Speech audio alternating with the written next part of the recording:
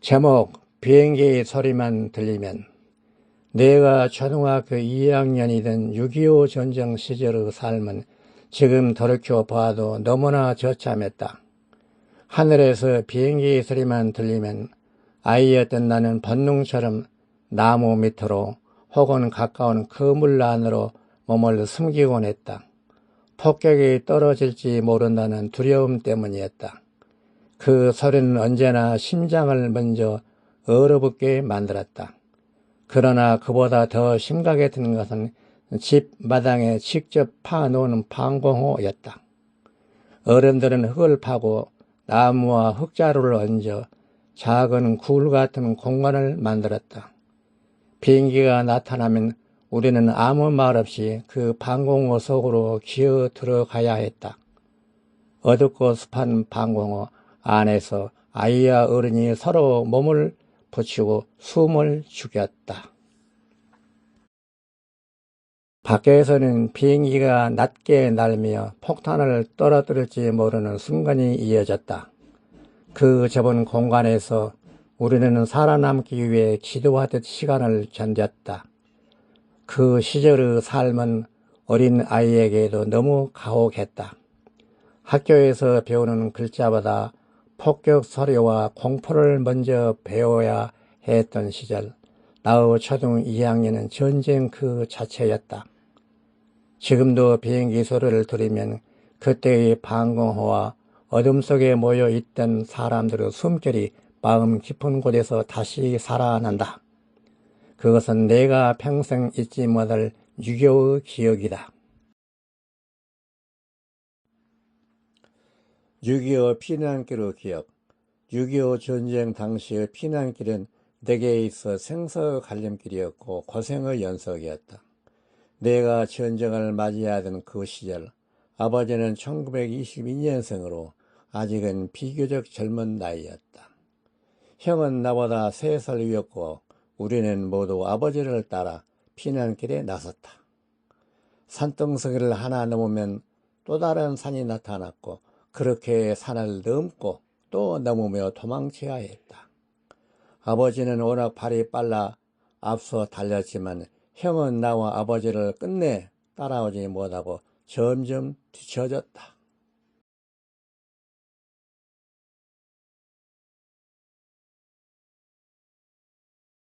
그때 뒤쪽에서는 총소리가 연달아 울려 퍼졌고 공포는 온몸을 휘감았다. 숨을 헐떡이며 산등성이를 여러 번 넘은 끝에 마침내 낯선 이웃 산골 마을에 도착할 수 있었다.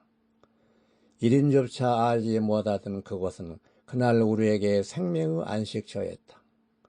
지금 돌이켜보면 어린 나이에 젊은 아버지를 그렇게도 잘 따라다니며 험한 피난길을 견뎌냈다는 것이 믿기지 않는다. 두려움 속에서도 발걸음을 멈추지 않았던 그날들의 기억은 세월이 흘러도 내 마음속 깊은 곳에 또렷이 남아있다. 두 번째 이야기, 6.25 피난길에서 가장 배고팠던 하루. 그날의 배고픔은 지금도 또렷하다. 무서웠던 기억보다 총소리보다 뱃속이 먼저 기억난다. 피난길에는 끝이 보이지 않았다. 어른들은 말이 없었고 아이들은 울 힘조차 없었다. 배는 텅 비어 있었고 입안은 바짝 말라 있었다.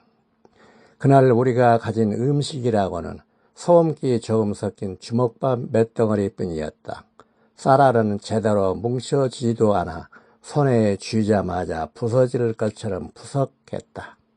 그 주먹밥을 들고 숲속으로 뛰어들었다. 머리 위로 비행기 소리가 낮게 갈라졌다. 폭격을 피해 숨을 곳은 숲뿐이었다. 나무 아래 몸을 웅크리고 앉아서 주먹밥을 입에 넣었다. 씹는 둥 마는 둥 맛을 느낄 수도 없었다. 그저 삼키는 것만으로도 살 것 같았다. 그 순간에도 무서웠다.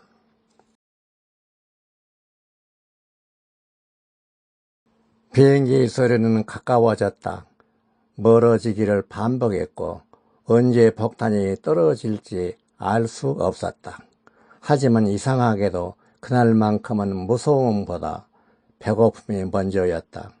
폭격의 공포보다 지금 이 한 덩어리를 놓치면 더는 버틸 수 없겠다는 생각이 앞섰다. 아이였던 나는 그날 처음 알았다. 사람은 무서워서 우는 게 아니라 배고파서 더 절박해진다는 것을. 숲속에서 먹은 그 소음기 있는 주먹밥은 맛있지도 따뜻하지도 않았다. 그러나 그 한 끼가 그날의 생명을 이어주었다. 지금도 가끔 생각한다. 그날 숲속에서 먹은 주먹밥이 없었다면 나는 이 나이까지 오지 못했을지도 모른다고. 그래서다. 그날의 공포보다 그날의 배고픔이 내 기억 속에 더 오래 남아있다. 제1장 전쟁 속에서 맞은 어린 시절. 나는 1942년에 태어났다. 1950년 6월 25일 전쟁이 발발했을 때 나는 초등학교 2학년의 어린 아이였다. 아무것도 모른 채 아버지를 따라 피난길에 올라야 했다. 피난길에는 고통 그 자체였다.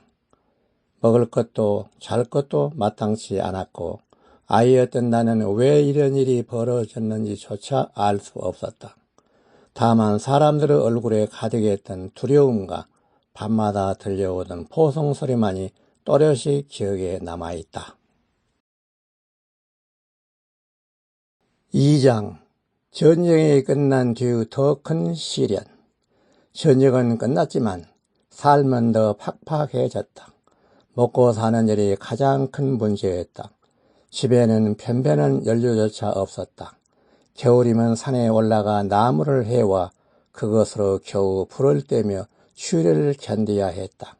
난방이 아니라 살아남기 위한 몸부림이었다. 어린 나이였지만 나는 이미 삶이 결코 만만하지 않다는 사실을 몸으로 배워가고 있었다. 지게를 지고 나무하러 산에 오르곤 했다. 어린 나지만 다른 애들보다 힘이 셌다. 갈퀴나무도 나무 뿌리도 남보다 많이 지게에 짊어지곤 했다. 3장 가난 속에서 배운 인내. 가난은 늘 곁에 있었다. 하지만 가난은 나를 쓰러뜨리기보다는 버티는 법을 가르쳐 주었다. 힘들 때마다 그래도 오늘은 살았다. 이 한마디로 하루를 넘겼다. 그 시절의 고생은 지금의 나를 만들었다. 쉽게 포기하지 않는 마음, 사소한 것에도 감사할 줄 아는 마음은 그때 이미 내 안에 자리 잡았다. 4장 돌아보며.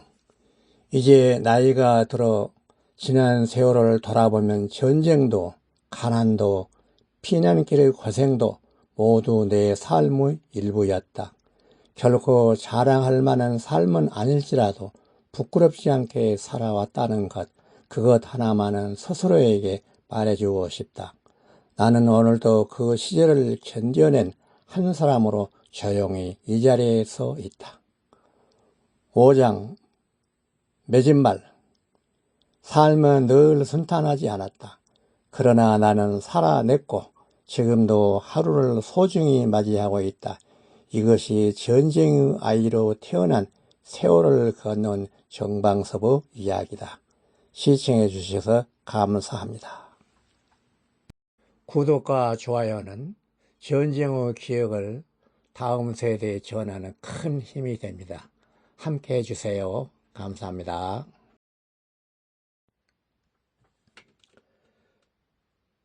반공포로는 어느 시대에 어떠한 사람들일까요? 6.25 전쟁은 1950년에 발발하였다.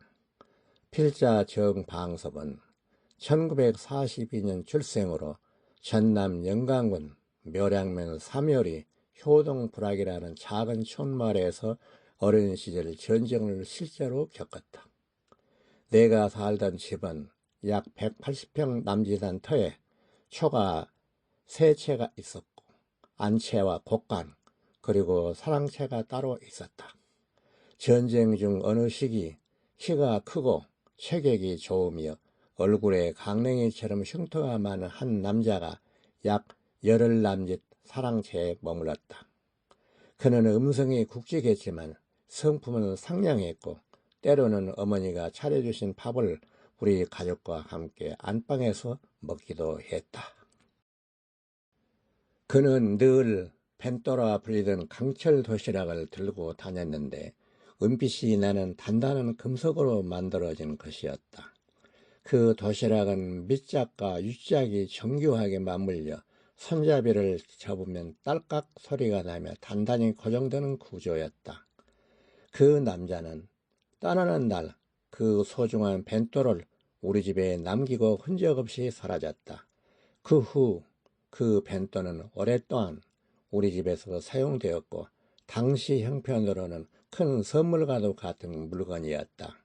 훗날에야 나는 그 사람이 전쟁포로 그것도 방공포로이었을 가능성을 떠올리게 되었다.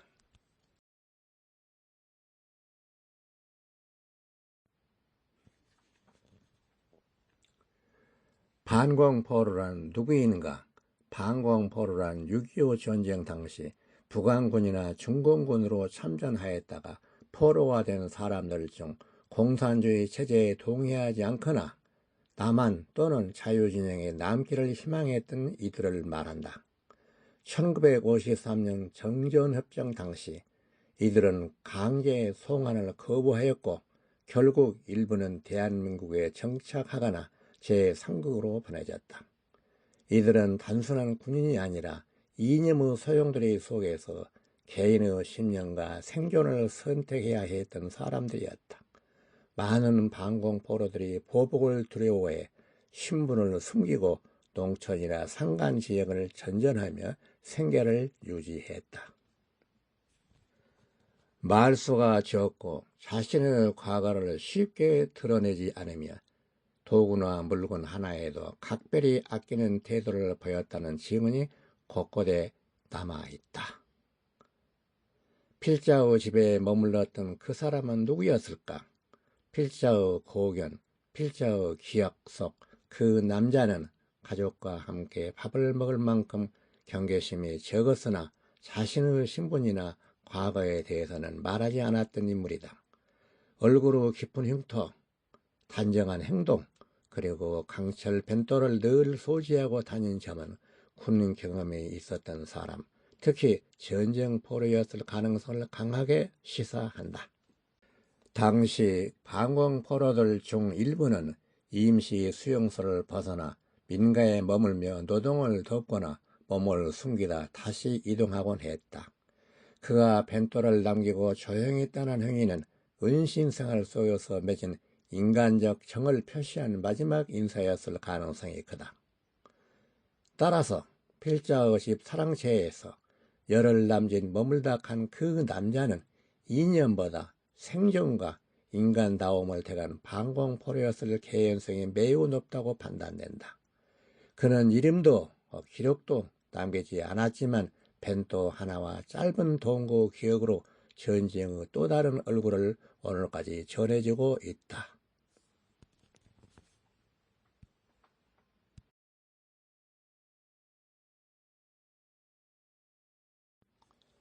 삐비가 무엇이냐고요? 필자 정방섭은 1942년생이다. 6.25 전쟁은 1950년에 발발했으니 따져보면 필자는 어린 시절을 전쟁과 전후의 극심한 가난 속에서 보냈다. 그 시절의 삶은 오늘날 상상하기 어려울 만큼 고단했고 배고픔은 늘 곁에 있었다. 이번 글에서는 그 시절을 떠올리게 하는 삐비의 추억을 이야기해 보고자 한다. 여러분은 삐비가 무엇인지 아시는가? 전쟁의 후유증을 몸으로 겪으며 살아오는 필자와 같은 세대에게 삐비는 너무도 익숙한 존재다.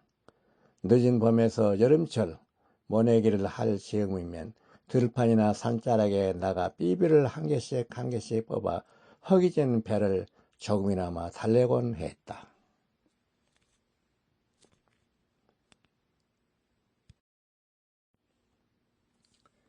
삐비는 잔디풀 한가운데에서 솟아나는 어린 꽃대다 흔히 한국형 잔디라고 부를 만한 풀에서 자라며 꽃망울이라기보다는 길쭉한 줄기에 가깝다. 길이는 대략 15 내지 20cm 정도이고 속은 솜처럼 부드럽고 말랑하다. 배고픔을 이기기 위해 들판과 산자락을 헤매는 일이 당시에는 일상이었다. 삐비를 뽑아 껍질을 벗기고 솜같이 부드러운 속들을 입에 넣으면 달콤하면서도 쫀득쫀득해 질금질금 씹어 먹기 좋았다. 놀잇감도 없고 배는 늘 고팠던 그 시절에 삐비를 뽑으러 들과 산으로 나가는 일은 아이들에게 하나의 생활이자 작은 즐거움이었다. 현장에서 바로 삐비를 먹기도 했지만 한 움큼씩 집으로 가져오기도 했다. 그러면 마루 여기저기에 삐비 껍질이 흩어져 어머니의 눈살을 찌푸리게 했다.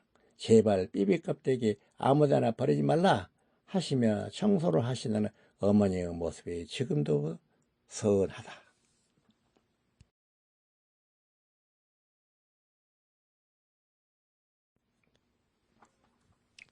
삐비가 다 자라면 솜털은 나라가 없어지고 그 자리에 알알이 씨앗이 맺힌다. 그 씨앗이 바로 잔디 씨앗이 되고 다시 자라 새로운 삐비가 된다.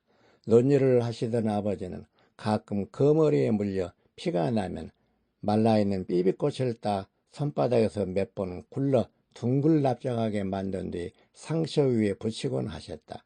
그러면 신기하게도 피가 곧 멎었다. 필자는 친구들과 함께 삐비를 뽑으러 다니기도 했지만 주로 할멈이라 불리던 전답 주변의 큰 둔덕을 혼자 자주 찾았다. 그곳은 유난히 삐비가 많이 자라던 나만의 삐비터였다. 지금도 그 둔덕이 푸르게 펼쳐지고 삐비가 다 자라 하얀 꽃섬을 날리던 풍경이 눈앞에 선하다. 바람이 불면 마른 삐비꽃이 하얗게 휘날리며 장관을 이루었다. 솜털 같은 꽃들이 들판을 뒤덮던 그 모습은 지금 떠올려도 마음을 붙잡는다.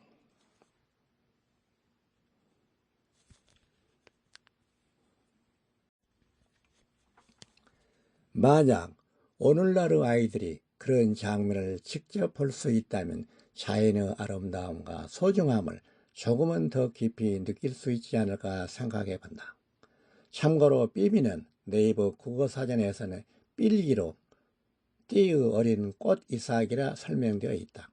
고려대 한국어 사전에는 삘기의 방언으로 전남과 충남 지역에서 쓰였다고 기록되어 있다. 소나무 생키의 기억. 초등학교 2학년이던 어느 해 불청객처럼 들이닥친 6.25 전쟁은 우리 가족의 삶을 송두리째 바꾸어 놓았다. 총성과 불길은 마을을 휩쓸어 지나갔고 그 뒤에 남은 것은 가난과 굶주림이었다. 먹고 사는 일은 하루하루가 전쟁이었고 어린 나이의 나에게도 어떻게든 배를 채워야 한다는 절박함이 먼저 다가왔다. 그 시절 내가 겪었던 여러 가지 호구지책 가운데 지금도 가장 또렷이 떠오르는 것이 바로 소나무 생키였다.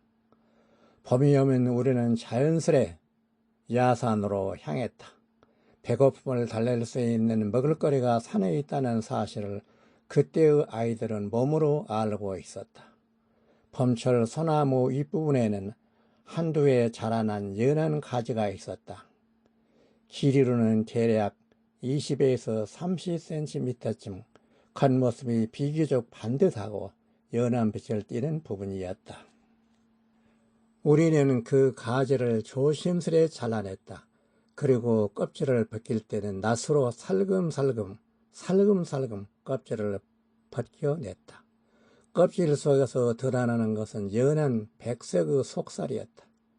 그 부위를 입에 물고 하모니카를 불듯이 이빨로 좌우를 번갈아 살살 갉으면 은근한 단맛이 배어나왔다.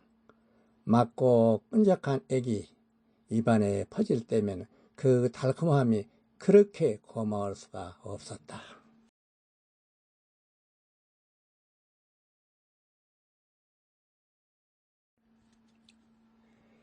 배가 고파서 더욱 그랬고 그 한 모금의 단맛이 하루를 버티게 해 주었다. 연한 부분은 그냥 버리지 않았다. 질근질근 씹어 삼키며 마치 제대로 된 음식을 먹는 것처럼 천천히 오래 씹었다. 그러면 조금이나마 배가 불러오는 느낌이 들었다. 그것이 당시 우리에게는 분명한 한 끼였다. 사실 생큐를 먹으러 산에 가는 일은 배고픔 때문만은 아니었다. 그 시절에는 편변한 놀이도 장난감도 없었다. 야산으로 생큐를 먹으러 가는 일 자체가 아이들에게는 소일거리이자 놀이였다.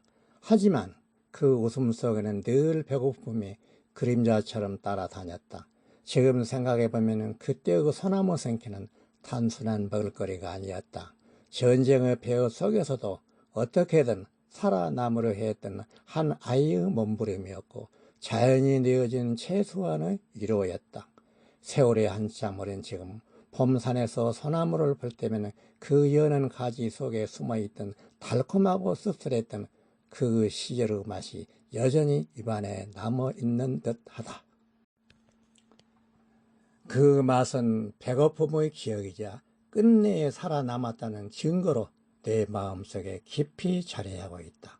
네이버 국어사전에도 생키는 찾아볼 수 없었다. 분명 우리 어린 시절에 생키라는 말이 있었으니 국어대사전에 언젠가는 이 단어가 등재될 것으로 확신한다.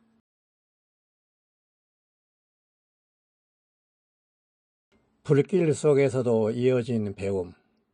6.25 전쟁에 한창이 된 그해 나는 초등학교 2학년이었다.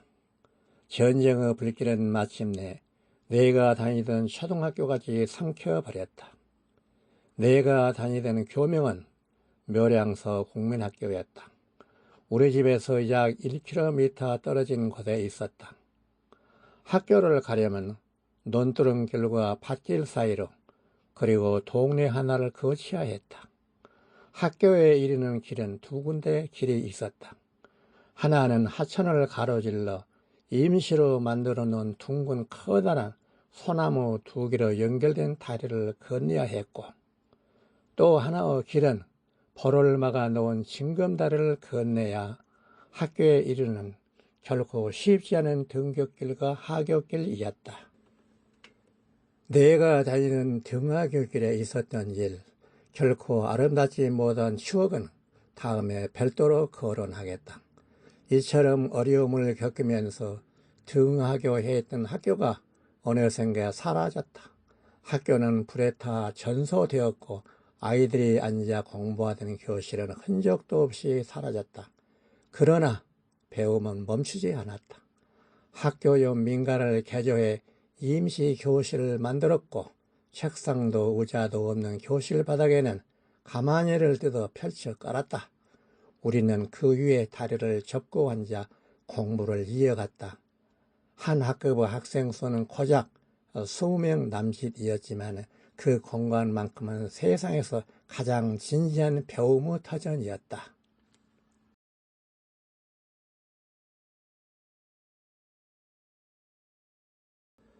지금도 또렷이 기억난다. 선생님이 일어서서 구구단을 외워봐라 하시면 우리는 하나둘 자리에서 일어나 작은 목소리로 그러나 온 힘을 다해 구구법을 외웠다. 반 어린이들이 같은 목소리를 맞추어 9일은 9, 9이 18, 93, 27 하며 장단을 맞춰 구구단을 암송하던 그 시절이 지금 생각하면 가소롭기도 하지만 그때의 학습이 미천이 되어 성장하여 친구들은 중학교를 자기 나름대로 진학을 일궈준 그 학교가 전소되었음을 요즘 신시가 되는 감히 상상도 못할 것이다. 전쟁은 모든 것을 빼앗아 갔지만 배움을 향한 의지까지는 빼앗지 못했다. 불타버린 학교 대신 민가에서 책상 대신 가만히 위에서 그 시절 우리는 삶이 아무리 어려워도 배움만은 멈추지 않는다는 사실을 몸으로 배웠다. 그 기억은 지금까지도 내 마음속에서 가장 생생한 장면으로 남아있다.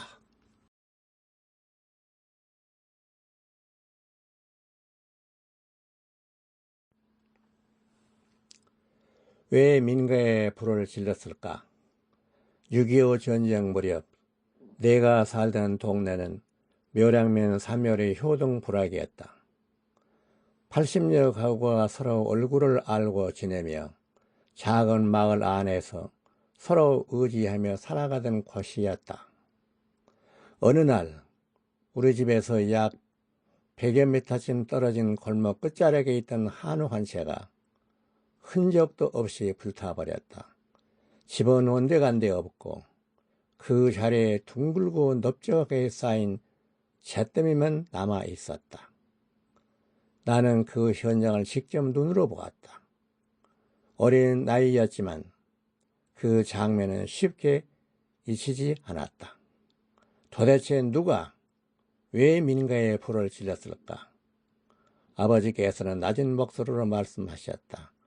그 집 주인이 군에서 계급이 높은 사람이어서 전쟁통에 표적이 되었을 것이라는 이야기이었다.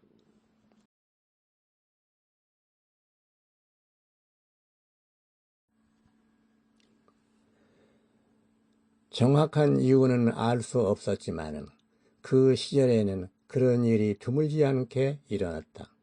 전쟁은 죄 없는 사람들의 삶까지 무참히 파괴하고 있었다. 그 집의 장남 백공공회는 불타버린 집 앞에서 망연자실한 채 울고 있었다. 그 슬픈 모습에 나도 모르게 함께 눈물을 흘렸다.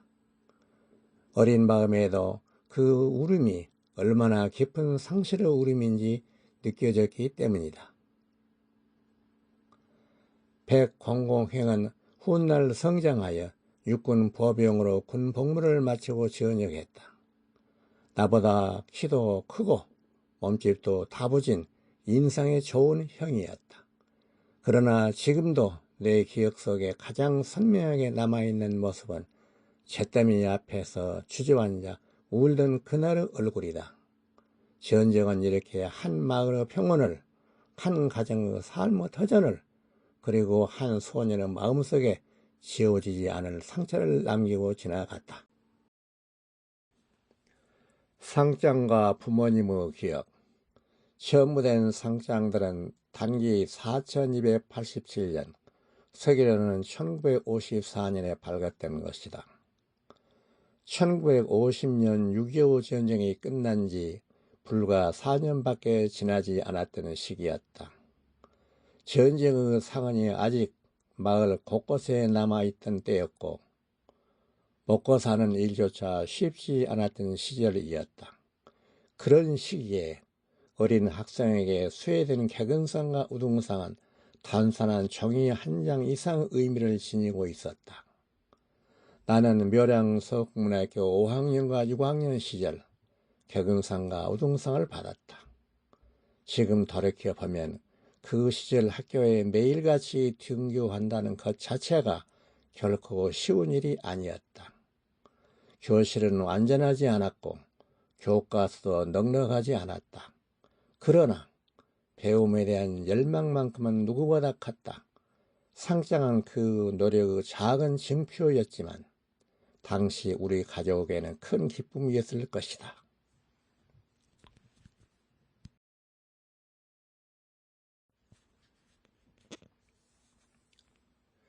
그 상장들은 초가지 큰 방, 중천 바로 아래 손이 닿지 않을 정도의 벽면에 정성스럽게 붙여 보관되었다. 비가 새지 않도록, 햇볕에 바래지 않도록, 혹여 아이 손에 훼손되지 않도록 부모님은 세심하게 신경을 쓰셨을 것이다. 그 시절 종이 한 장은 지금과 달리 귀한 물건이었고 상장한 자식의 미래에 대한 희망이 담긴 상징이었다. 부모님께서는 말없이 그 상장들을 지켜주셨다. 전쟁 이후 가난과 고단한 삶 속에서도 자식이 받은 작은 성취를 귀하게 여기며 세월을 견뎌오셨다. 상장을 바라보며 어떤 생각을 하셨을까? 이 아이는 공부를 잘한다. 이 아이는 성실하다. 라는 자부심과 함께 더 나은 내일을 바라는 소망에 담겨 있었을 것이다.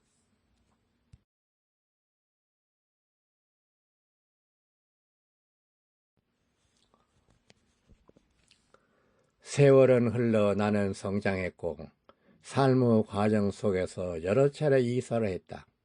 그 과정에서 많은 물건들이 사라지고 바뀌었지만 그 상장들만은 끝내 함께 일용해 왔다.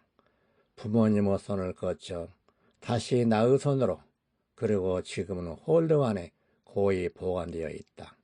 현재 85세가 된 내가 그 상장들을 직접 보관하고 있다는 사실은 그 자체로 하나의 역사이며 감사의 연속이다.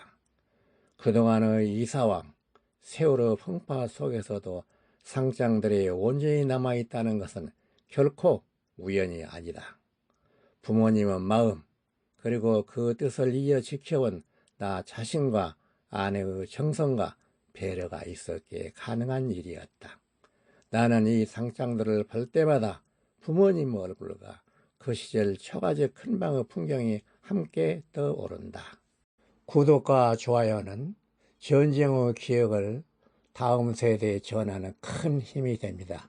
함께 해주세요. 감사합니다.